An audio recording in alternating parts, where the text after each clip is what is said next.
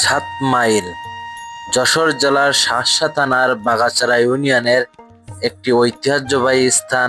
সাত মাইল স্থানটির নামকরণের পেছনের গল্প জানতে হলে জানতে পারি নাভারণ থেকে স্থানটির দূরত্ব 7 মাইল।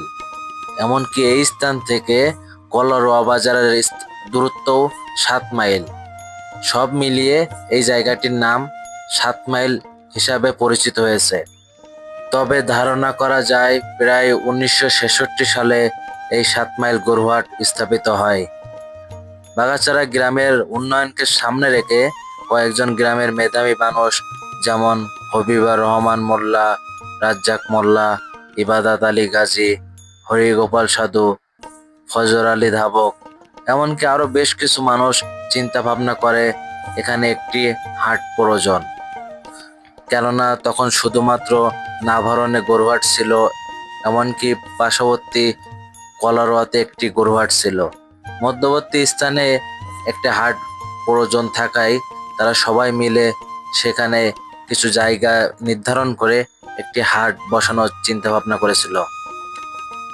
তবে ইতিহাস ঘেঁটে জানা যায় প্রথমে 7 মাইল গরুহাট বসতো শুধুমাত্র মঙ্গলবারে।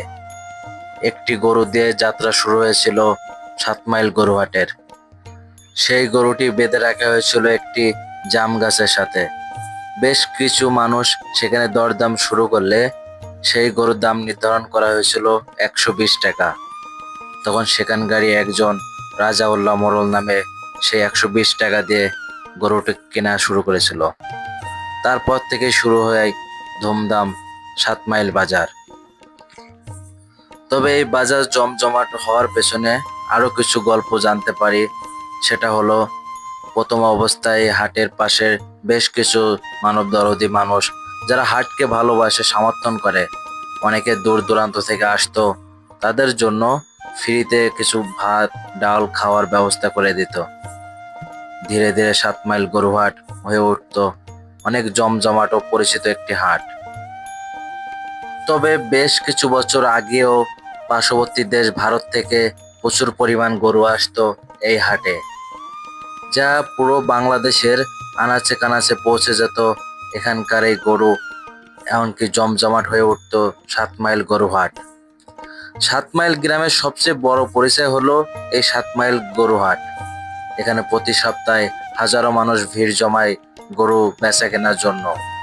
দূর দূরান্ত থেকে ক্রেতা বিক্রেতা আসেন, গরুর ডাক আর মানুষের কোলাহল মুখরিত থাকে পুরো হাট এলাকা।